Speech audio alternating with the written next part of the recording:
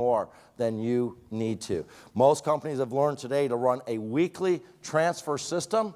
What about if someone spikes tomorrow and we use third parties, we use UPS, we use whatever, we use small carriers, and we'll do the emergency transfers during the week, and we're still saving hundreds of thousands of dollars rather than trying to run a full logistical transfer system every day.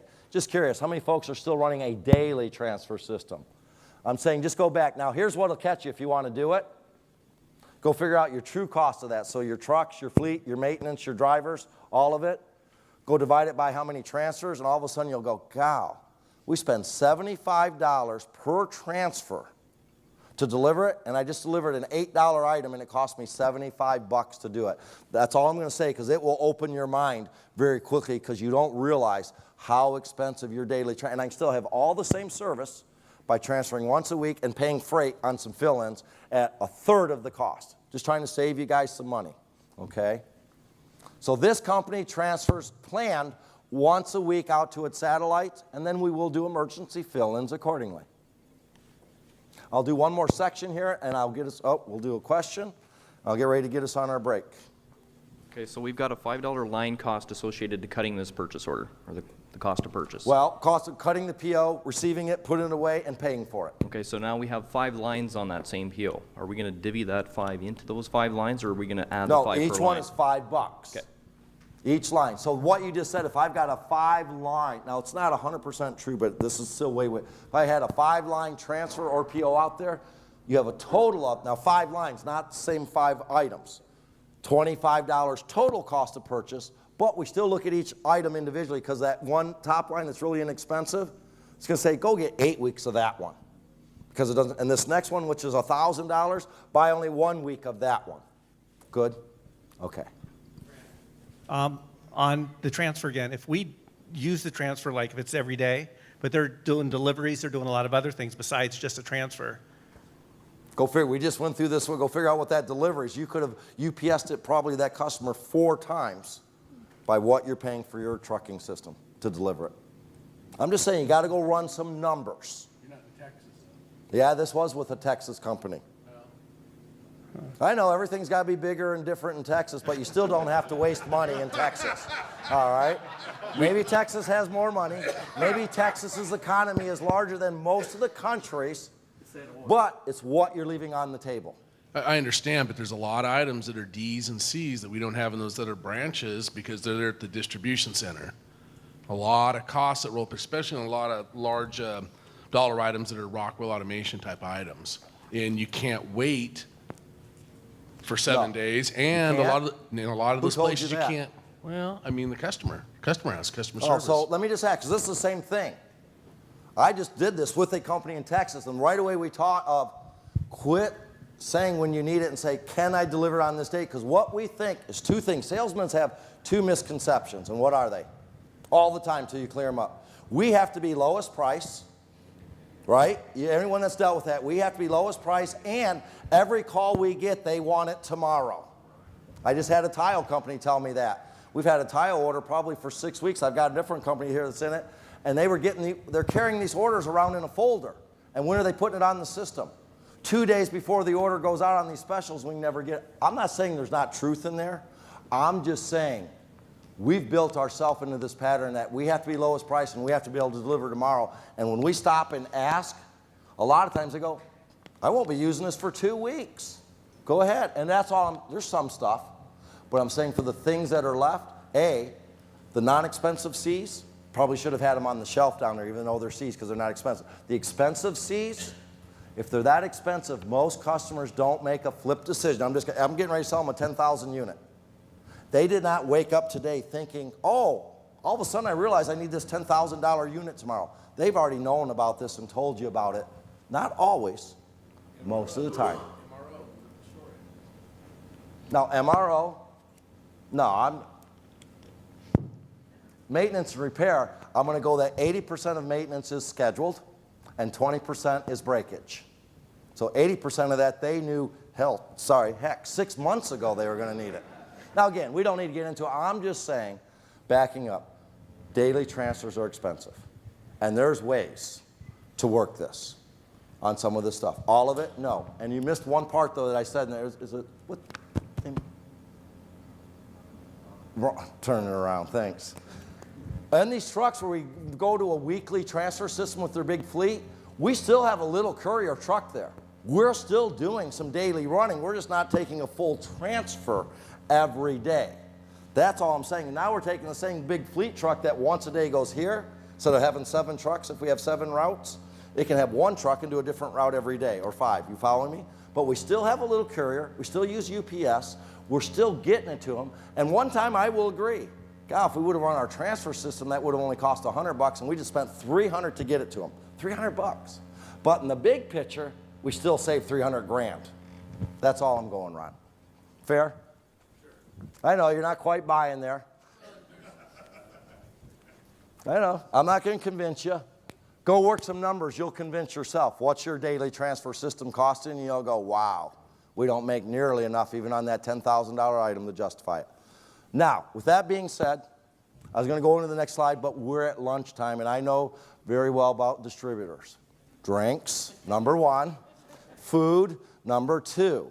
Okay, so we're going to get out of here. Lunch is in the same place as yesterday. We've got fried chicken today, so we'll see how that works out and all of those particular fixings.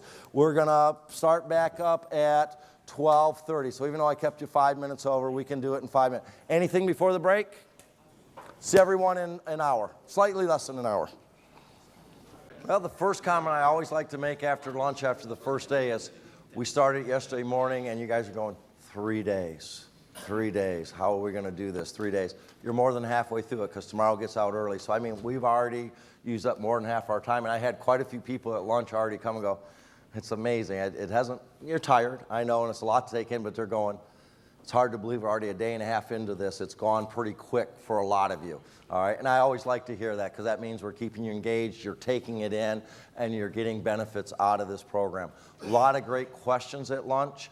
Again, the questions are actually, I love to hear them progress from the first day to the second day to the third day.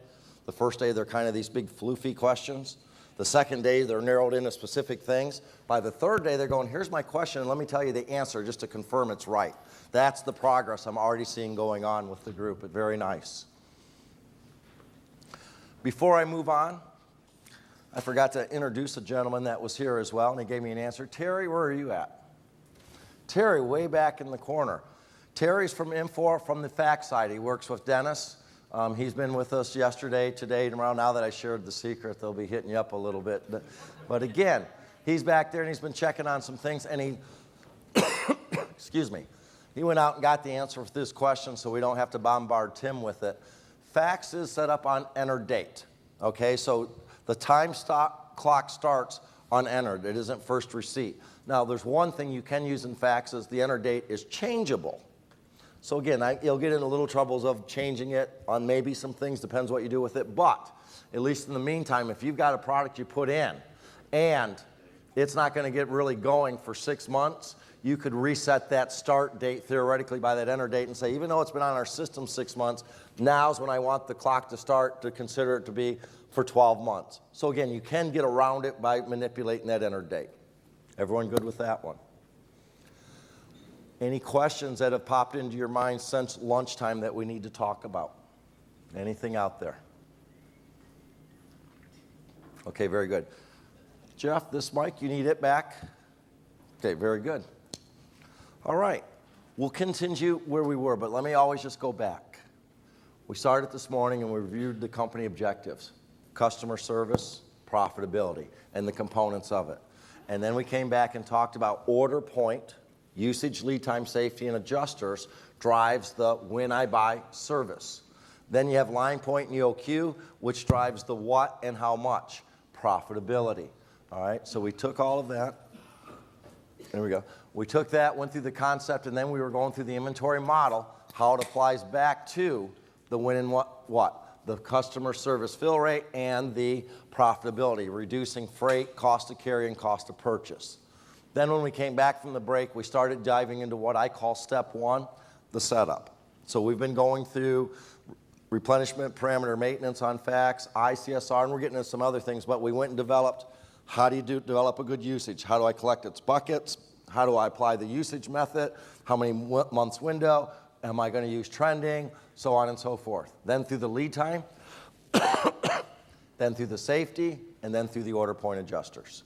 So that's where we were, and then we started coming into EOQ and line point. How do we establish a good line point, which is the review cycle, order cycle, transfer cycle? How do we establish a good EOQ? So now that we're developing this dipstick for each of your products, a good order point, a good line point, EOQ. So that's where we're at, and just bring it. I always like to just come back and refresh where we're at. So now, we were on SX. This is in the ICSD, setting up the warehouse transfer cycle. This company, again, goes every 7 days, planned to its branches. It still will go daily with emergency transfers, but planned transfers daily. And one of the things I often ask about that, just to bring it back up, would any of you planned go to a supplier every day? It doesn't mean you don't, but planned go to a supplier every day for a PO. Most of you would not. You know the cost involved with that. And as I said earlier, there's no difference between a WT and an ARP-V. It's just a different source. But yet, for some reason, internally, we say we'd never do that externally, but internally, we go to branches all the time. If you just apply that same logic, goes, why would I do that? It's costly to go every single day. Just kind of wrapping up that conversation before lunch. Excuse me. Anything here we need to talk about? And again, I'm just coming in two things, our transfer cycle and our EOQ parameter setup. Just curious if is there any significance to the geocode? Any significance to the what? Geocode up in the right-hand side under contact. I don't know what it's for. Anyone? Again, I don't use these systems every day. I'm mostly around the inventory, but does anyone know what the geocode is up there? Geography. The geography, so it's just able to, what, like a region? I'm assuming. Yeah. Sales tax oriented? Yeah, we were having that conversation before lunch. Get ready. It's a sidebar, but tax and taxes and more taxes are changing much in this country. All right, and you being able the ability to track them, show you did it right, collect them, how you're going to do accounting. There's probably a lot of changes coming for a lot of us around taxes. But I won't say anything more on that, different subject, and I don't know exactly how it's used. Okay. So now, continuing on with SX, let's bring this together. First off, this is at the warehouse level. Okay, EOQ and transfer cycle. Now this is coming down to the line level, because not every transfer cycle is going to always be the same. Not every EOQ is always going to be the same. I may want to change it for a P line. And what would be an example again? This vendor is really, really hard to work with. A P line represents a vendor, and therefore their replenishment cost might be 34% rather than 24%. Is everyone understanding what I'm saying? You can come down that lower hierarchy. Let me just get a drink here. So now, what I want to do is bring together EOQ and review cycle, order cycle calculation on SX. So let's first do the order cycle. The way it's getting the regular order cycle for your vendors is, first off, we're coming in and we're saying, what is our target? So this is where I can load what I'm going for. So if this company, this particular vendor, they're going for a 10,000, and what is it? You come down here, dollars. It could have been pieces, cubes, weight. So it says our target we're going for is 10 grand. Then when it comes in and says, when it goes and does the forecasting, we've cubed up a usage for each of your items. It says take the average usage, our forecasted usage, since it's at cost, apply it at cost, and it says over this next 30 days, we're predicting off of our usage that we're going to sell about 40 grand. Everyone there? And we want to make 10 grand. Now, you don't even have to see the answer. How often could we make vendor target? About once a week. And that's exactly what it did. It just said, what's my target? What's my buying power? i.e., I have a 7-day transfer. Or, I'm sorry, a 7-day order cycle, review cycle. Now, before I forget, over here, there's that transfer cycle again. A moment ago, we had 7 days at the warehouse. Now, we've got many companies that plan transferred once a week, but they have some things that are really bulky or take special carriers or whatever, and they may say, I'm only going to transfer this line in my branches every 30 days. So there's your override. Even though we were going to the branches every 7 days, this is where I could say for this particular product line, I'm going to go more often or less often. So you got the company warehouse level, and now you have the product line level. So again, how much my target is over my buying power, what the type is, does the calculation, comes up with 7 days. Anyone that's on SX is days out, season begin, season end, old fashion, old style, don't use it, make sure you have it cleared out. The way it used to work, and I'll just explain it in case you're there, it didn't have a good order cycle calculator. Very sorry. First of all, what SX used to do, let me explain this box here real quick, what that's doing. Many traditional systems used to do what? Take purchases. So it said, oh, last year I did 12 grand in purchases, or let's do it 120, and the vendor has a $10,000 target. Therefore, I will be able to place 12 POs in a year. Therefore, my transfer cycle, my review cycle is 30 days. Everyone with me? But what it did was this. It took all the purchases. So even though this company looked like this, they were seasonal, it said, nope, you can make a PO every month, and it didn't take into account seasonality. Everyone following me? It was a flat line review cycle. So then they brought this along. This begin season, end season, days in, days out. And what it says is, well, if you want to go in and manipulate that, you can tell it out of the season. So you would define what the season is. I'll go back to my pool distributor. Well, the season is May through September. So you'd load up a 5 and a 9. And it'd say, during that season, use a 7-day order cycle because my buying power is much stronger. And out of the season, use a 30. But it's still manual. You don't want to use it. And now let's switch it to the new way. What's the beauty of this? Now here's what it just did. It said, get rid of purchases. We don't know what that is, if it's going to repeat. We came back to what's our buying power. So we went and calculated your average monthly usage on each item based on whether it should be B or seasonal, how many months, so we've got a good usage. Cum them up, and it says over the next 30 days, we feel we're going to sell about 40 grand. So now 40 grand divided by the 10 says 7 days. Now what's going to happen in September with that demand? It's going to go down to 20 grand. You follow me? Because it's going to start following the season down.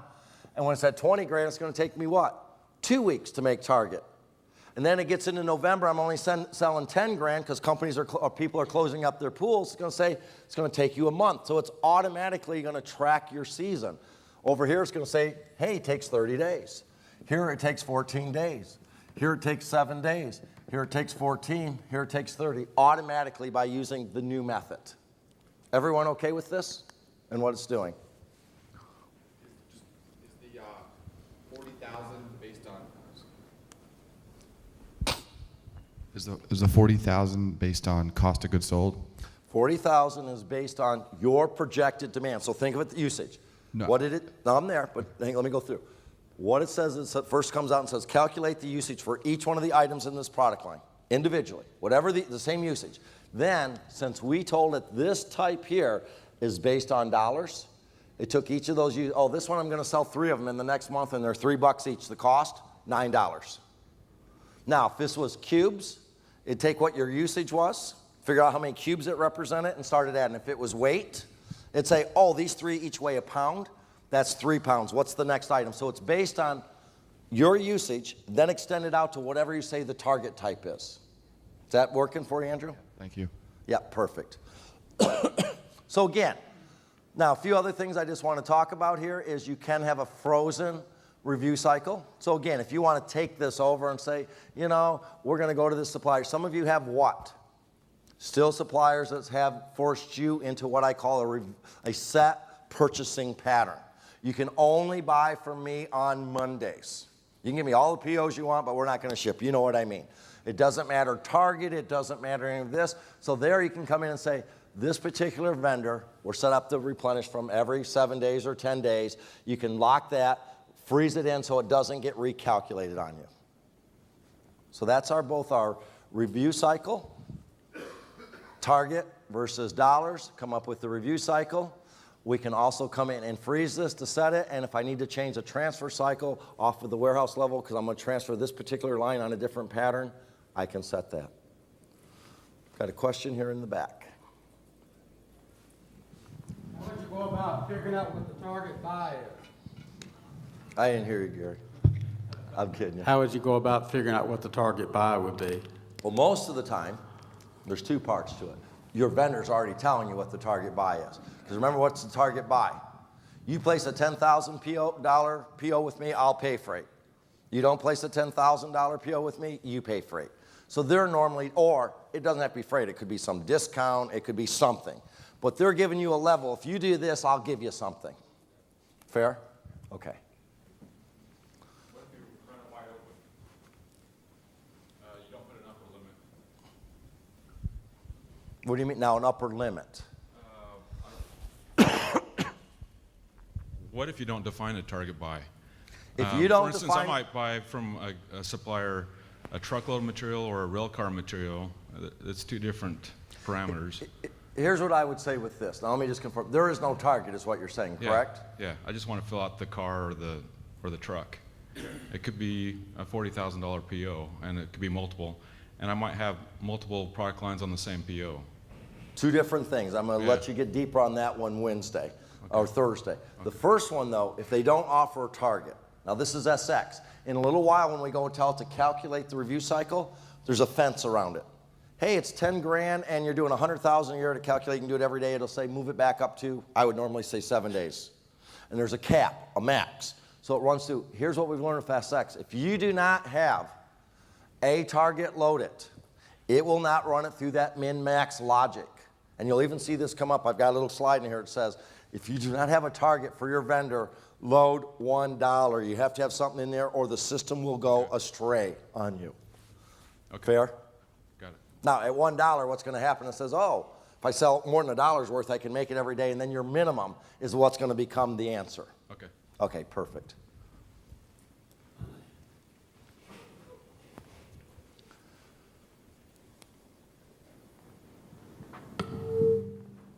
Could you go over the benefits of the freezing this item versus not? Not sure I understand the impact. Well, here, I'm going to go on freezing on anything. I avoid freezing unless it's absolutely necessary, because what does freezing mean? I'm going to take a dynamic world and call it static. Doesn't change. That's what freeze means. It says I'm never going to change it.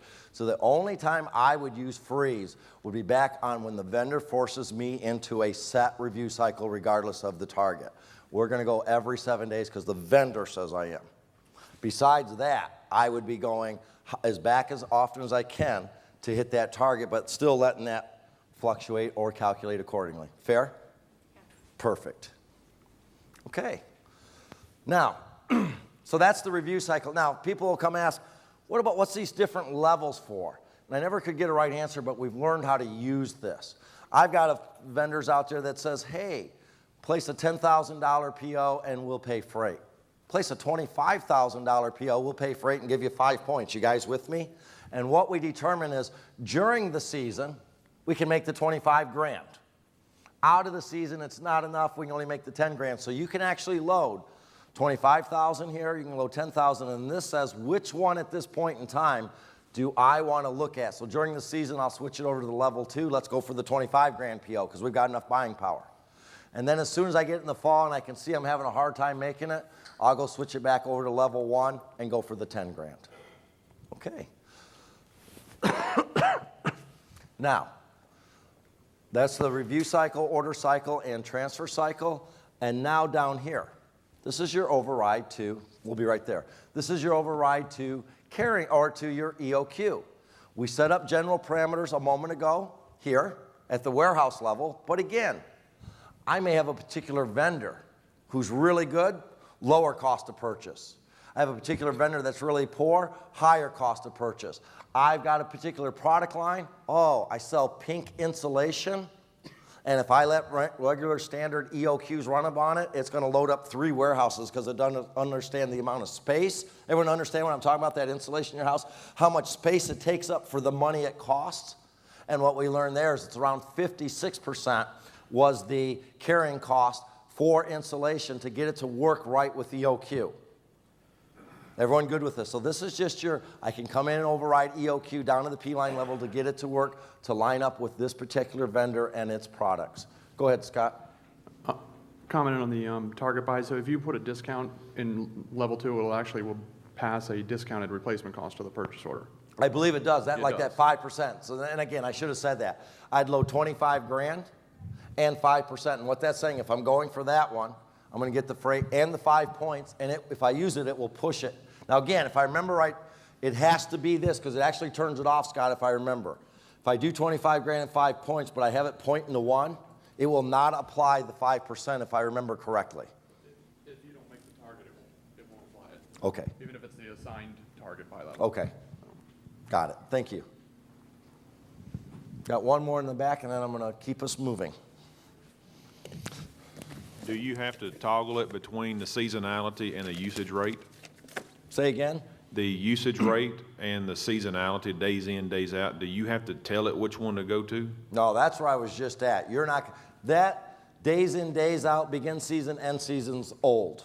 You do not want to use that. You want to clear it out. You want to see only going to have days in, and it's going to calculate it for you. When you run in a little bit, when we run iCar, the calculator is going to take this, and generate this for you every time. Good to go? Good. Okay. And then this last part in SX, if you got anything that's being based on weight or cube, you actually have to load it back in. You can't go out there and say, hey, I sell 3 of these and it's based on weight. It can't determine the weight unless you put the weight in for the product. So again, if you got anything that's weight oriented, you have to load the weights in. If you got anything that's cube oriented, you have to load the cubes in. And if I remember right, in this new release, it used to not work. You used to load these up and it didn't do anything. Now SX in the release, if you load these up, it will calculate your cube for you. So you don't have to do that math anymore. All right? Good to keep going, SX users? Perfect. Now, on facts, the replenishment product maintenance, we're going to go through the same thing, order cycle, EOQ. So here again, now, for the facts folks are going, yay, why? You guys didn't have a review cycle calculator before, if I remember right. It was a report or something, and you had to load it. I don't remember all the details. But now you've got the same calculator. Is that right, Charlie? You had to do it all manually in a sense. It's now there. All right? So I can come in for this buyer, again, for this particular warehouse. It's going to come up, and I'm going to say my buying target is 700 pounds, or, bucks, or 500 pounds, or 1,000 cubes. All right? It's going to come back and now look at the buying power, your demand extended out towards what type you want. Now, the one thing that I've missed here, and I'm looking for it, and Tim's told me, and if I don't find the answer, Terry will find out for us. I forget which one it goes. If I load all 3, Terry, do you know which one it's using? Default, it gets, It's somewhere else, isn't it?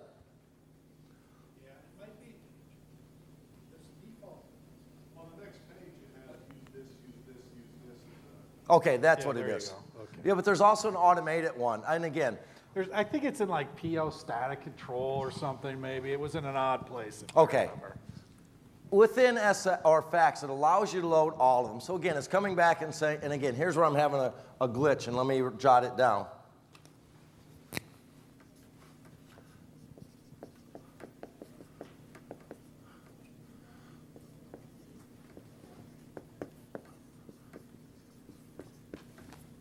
Told you I should have been a doctor. You guys are going, what's that mean? That's just like going to the pharmacy, man, and you don't know what you're getting. You just hope they can read what was written there. Don't you worry about that sometimes? You're going, am I really getting what I was supposed to get? Because I don't know anyone that could read that when you look at that prescription.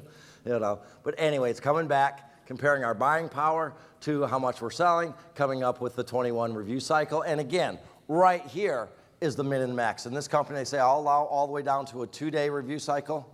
I'll go all the way up to a 180-day review cycle. That's its min and max, and it will calculate out and populate the review cycle accordingly. Now, this one has a couple ways. You can come in and work on review cycle through replenishment parameter maintenance, or there's actually an order cycle setup within SX. And they're both pointing to the same information, just 2 doors, back door, front door. So again, this is my warehouse. You can come down, and again, buyer hit, and it's the 2 and the 180, the same parameters. Now, here's where you actually get to see more detail, though. It says, what is my actual buying power? So if I take my usage, Extend it out towards cost. It says I'm doing about 15 grand a month. That equates to about 10,000 pounds, and that's about 1,655 cubes. Again, it would take me 17 days to hit that target, 17 days to hit that target, and I don't know if that's 22.1 or something not right there, because it's not going to take, oh, that's yearly. That's why. That's what's going on. It has to go and convert that down into monthly. So 15 grand divided by 12 means I'm really doing, what, a little over 10 grand, 12 grand a month into that. That's why it's going to take 17 days. This one is really that, 221 days. Now, where I was getting stuck over here is, and again, I'm going to make sure this was where we had to click and use this one, this one, this one. I mentioned with Tim, no, we're not going to go in and click this each time. We need to say, this is a 10,000 pound vendor. Calculate my review cycle accordingly. This is a $15,000 vendor. Calculate my review cycle accordingly. I will get that answer from Tim tomorrow for us. So how do you default it to what the actual vendor target is? Okay. And anything on the review cycle? Still the same thing. The overall concept is, what's the target? What's my buying power? How long will it take me to generate a PO to hit this target I'm going for? That's how often I plan on coming back to the source. As far as EOQ, now EOQ in fax, again, you have all these different levels. I'm initially going to set up my general warehouse EOQs.